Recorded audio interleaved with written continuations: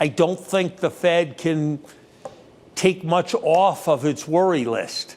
It's got to be worried about inflation still, given the recent inflation statistics. It's got to be worried about what's happening in the banking system. And it's got to be worried about the developments in terms of the debt limit conflict are going to mean. Right.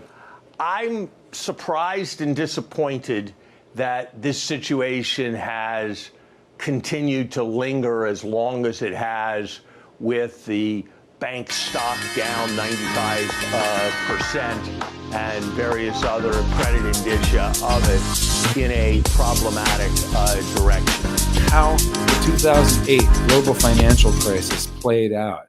The important thing here is the speed of how this played out.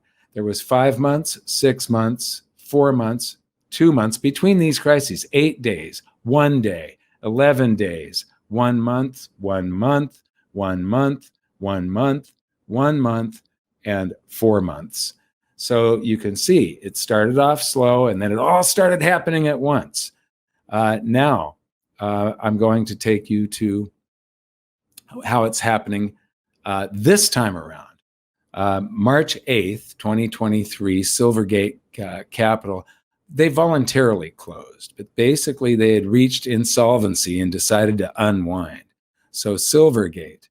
Then 2 days later, March 10th, Silicon Valley Bank seized by the FDIC.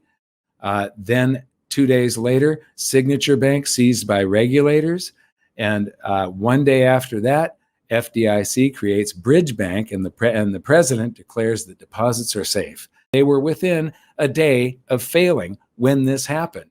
And it was all arranged with Swiss government guarantees. That is the reason that this marriage took place, and Credit Suisse, which had assets of 1.75 trillion. If they had failed, this was a globally systemic, critical bank that would have taken down the world monetary system. And then May 1st, First Republic is taken over by JP Morgan. But we have 2 days, 2 days, 3 days, 7 days, 2 months is the timeline so far. And I've left all of this, I'll update you periodically. I've left all of this space on the bottom there to be filled in the future.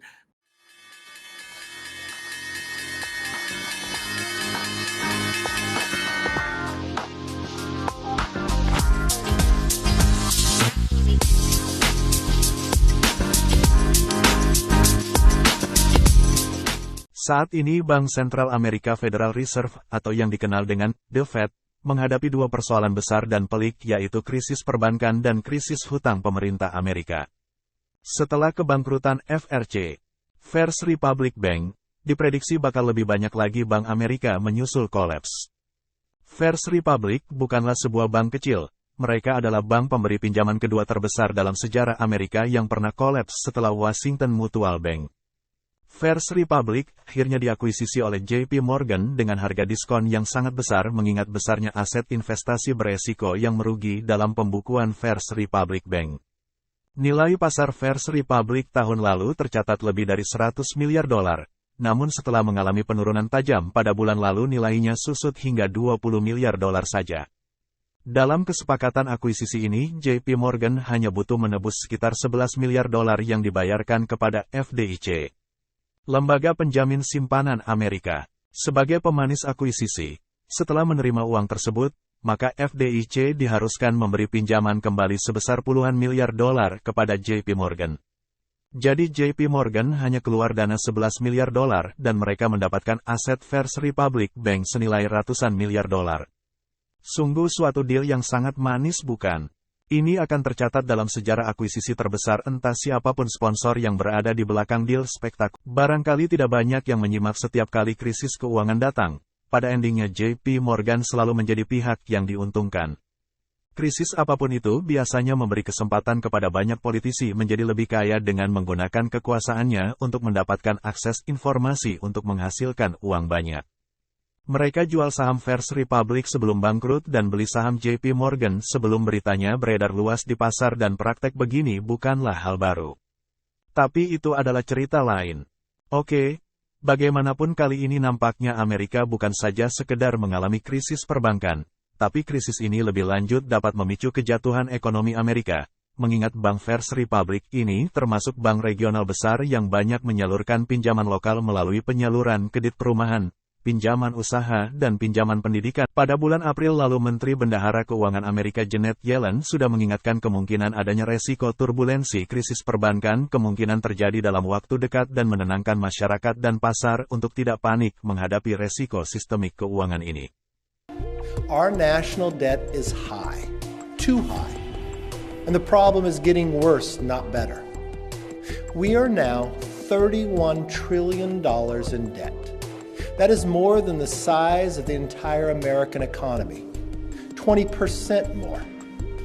Our debt is now a greater burden than it has been at any time since World War II. If we continue down this path, in the next 10 years, we will spend over $8 trillion just on interest. That's more than the entire federal budget this year by a lot. That is neither affordable nor sustainable. When debt is too high, inflation is the result. That is where we are today. We pay our bills, and we should do so without reckless hostage-taking from some of the mega Republicans in Congress. Dengan adanya peringatan tersebut justru terjadi kepanikan karena peringatan dari sekelas Menteri Keuangan yang berdampak makin turunnya kepercayaan atas perbankan Amerika. Kekhawatiran para deposan bank yang terus mengamati kenaikan suku bunga surat hutang dan pasar keuangan seiring kenaikan berkali-kali suku bunga The Fed. Namun suku bunga deposito bank yang mereka dapat sangatlah rendah 1-2% saja, sehingga makin banyak para deposan menarik depositonya di bank dan menempatkannya di pasar keuangan dengan tingkat bunga 4,5 hingga 5%. Tentunya hal ini menyebabkan likuiditas bank semakin kering dan semakin memperbesar resiko kebangkrutan perbankan. Tercatat lebih dari $400 miliar penarikan dana deposito nasabah bank dan dana ini mengalir ke pasar keuangan. Apakah The Fed akan memangkas suku bunga dan membiarkan laju inflasi lebih tinggi? Posisi dilematis inilah yang menjadi persoalan pertama.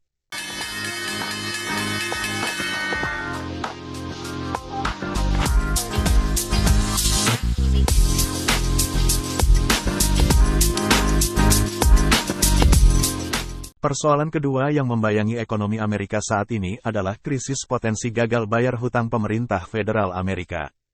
Peringatan dini mengerikan juga datang dari Menteri Keuangan Bendahara Negara Janet Yellen, akan potensi gagal bayar hutang pada tanggal 1 Juni mendatang jika Kongres tidak menaikkan plafon atas hutang pemerintah sebelum tanggal tersebut.